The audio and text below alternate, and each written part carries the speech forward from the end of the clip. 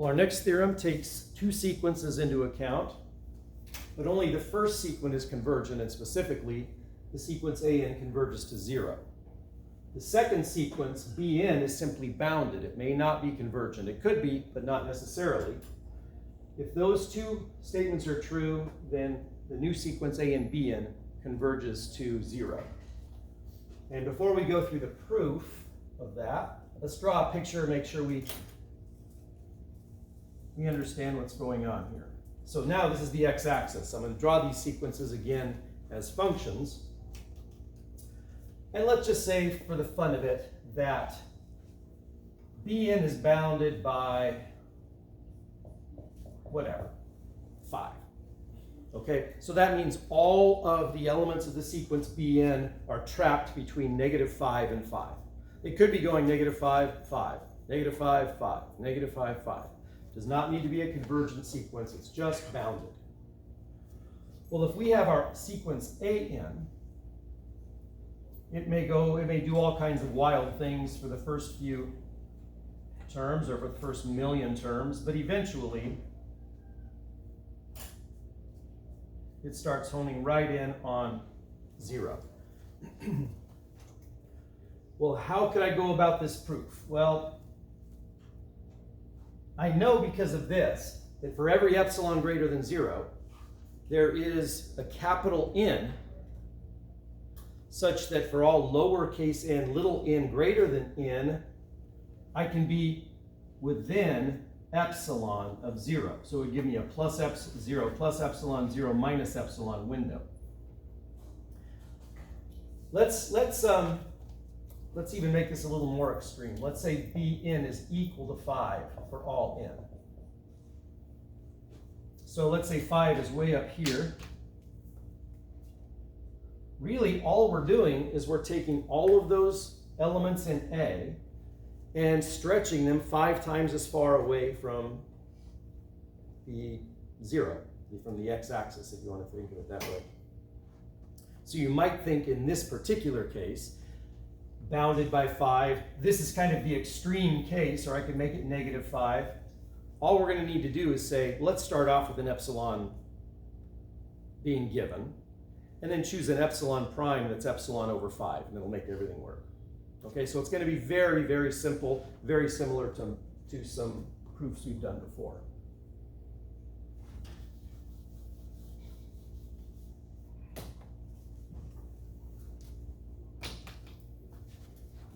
Okay, well, let's deal with this bounded part first.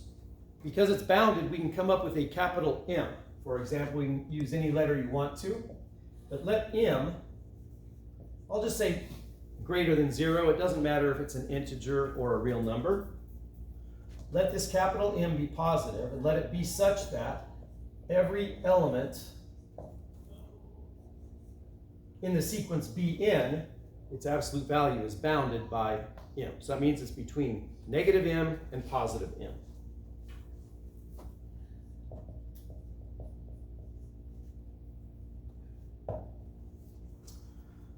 All right, let's let an arbitrary epsilon greater than 0 be given.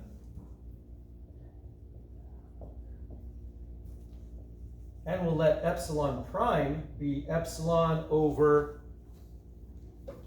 what? Capital M.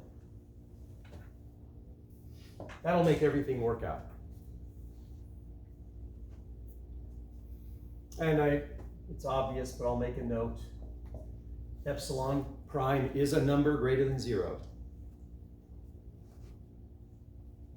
Let's let capital N, the natural number, be such that it's going to correspond with this sequence. So let capital N be such that n greater than capital N implies that AN minus A is less than epsilon. We can make that statement because AN converges to 0. Well, actually, this capital A is a 0.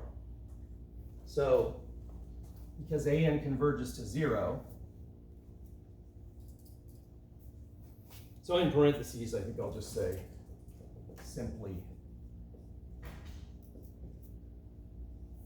that's an epsilon prime. Okay, because this converges to 0, there's a capital N such that for little n bigger than capital N, the distance between an and its limit, an minus 0, is less than epsilon prime.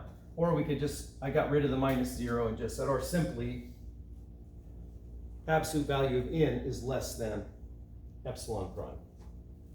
Thus, well, let's see, what do I need to prove? I need to prove that an bn is very close to 0. So the distance between this, for some capital N, and we're going to use the same capital N because it will work, an bn minus 0 has to be less than epsilon.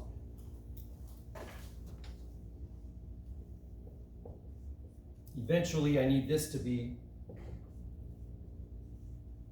less than epsilon. Well, the properties of absolute values allow us to break this up like that. And then what do we know about the bn's? Absolute value of bn is less than or equal to m. And we know that an is less than epsilon prime whenever n is bigger than n. And since I left out thus n greater than n implies, I'm going to write all of this out and I'm going to say whenever n is greater than capital N. So an is less than epsilon prime, and epsilon prime defined here times m gives us just epsilon. And I'll repeat, since I didn't say thus n greater than n implies, I'm going to say thus this is all true whenever n is greater than capital N. And that finishes the proof. I'll go ahead and finish it with a nice sentence. Therefore, an bn converges to 0, which is what we were trying to prove.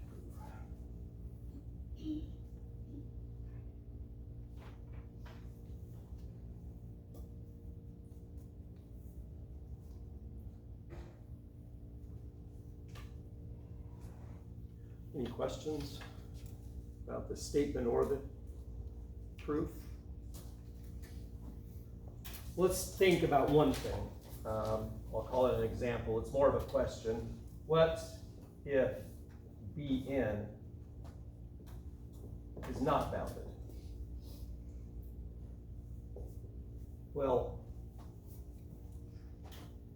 it's obvious that the theorem wouldn't be true. Why do I say it's obvious? They wouldn't require it to be bounded. If it weren't required to be bounded, they wouldn't have put it in a thing called a theorem. You basically provide the minimal amount of information in a theorem. So this bounded is absolutely required. Can we think of let's see, an example? 1 over n converges to 0, so I could say that's my an sequence. And if B is an unbounded sequence, I could pick any number of things. Let's pick n squared.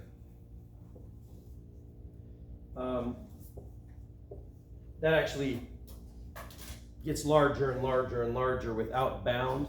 I'm not sure I've ever said it goes to infinity. I haven't formally defined what that means, but it just means it gets larger and larger without bound. And what is A and B? If you multiply them together, you get 1 over n times n squared,